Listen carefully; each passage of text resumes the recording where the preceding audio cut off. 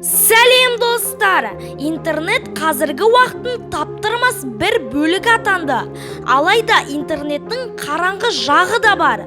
Ол Darknet немесе Deep Web деп аталады. Біз бүгін сіздерге интернеттің терең, қараңғы жағын айтатын боламыз. Видеомызды бастамас бұрын дәл қазір лайк басып, арнамызға тіркелуді ұмытпаңыз. Сол кезде біздің осындай қызықты видеоларымызды ешқашанда жіберіп алмайсыздар. Darknet бұл сайт әлемдегі ең жабық веб бөлімі. Бұл сайтта адамның жүрегі, ішкі құрылысы барлығы арзан бағада сатылады. Заңсыз қалаған қару-жарақтарды да табуға болады. Сонымен қатар адам өлтіретін киллерлер де осы жерде. Және басқа қалаға бару үшін түрлі паспорттарды осы сайттан сатып алады. Бұл сайт біздің күнделікті қолданып жүрген Google, Яндекс браузерлерінде мүлдем жоқ. Darknet сайты арнайы Tor браузерінде орналасқан. Өйткені бұл браузер адамның IP адресін секунд сайын ауыстырып отырады. Басқалары да сіздің адресіңізде отыру мүмкін.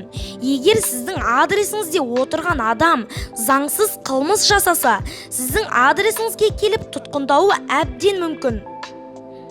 Сонымен қатар бұл жерден бір затты сатып алғыңыз келсе, доллар, теңге, рубль секілді ақшаны қабылдамайды.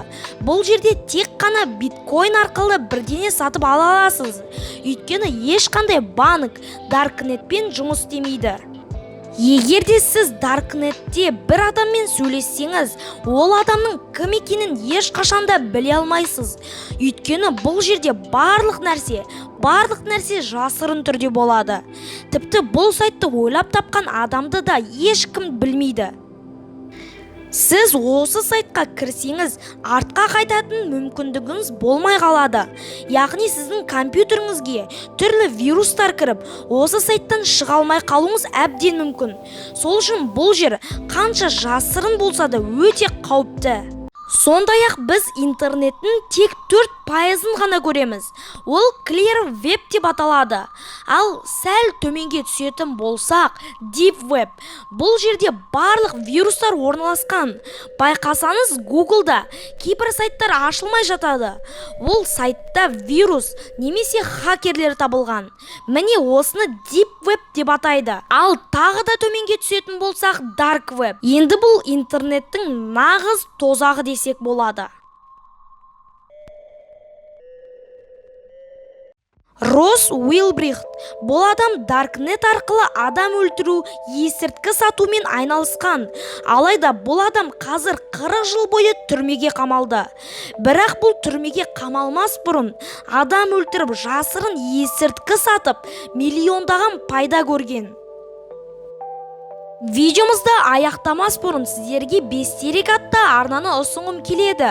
Бұл арнадан сіздер қызықты видеоларды көре аласыздар. Тездетіп осы арнаны 1000-ға жеткізіп тастайық. Достар, осымен біздің видеомыз аяқталды. Егер де сіздерге осы видео ұнаса, дәл қазір лайк басып, арнамызға тіркеліп, қоңыраушаны басып қоюды ұмытпаңыздар. Сол кезде біздің осындай қызықты видеоларымызды ешқашанда жіберіп алмайсыздар. Ендеше сіздермен бірге болған мен Райымқұл Абдунұр Хамид. Қызықты мәліметтер арнасы, сау болыңыздар.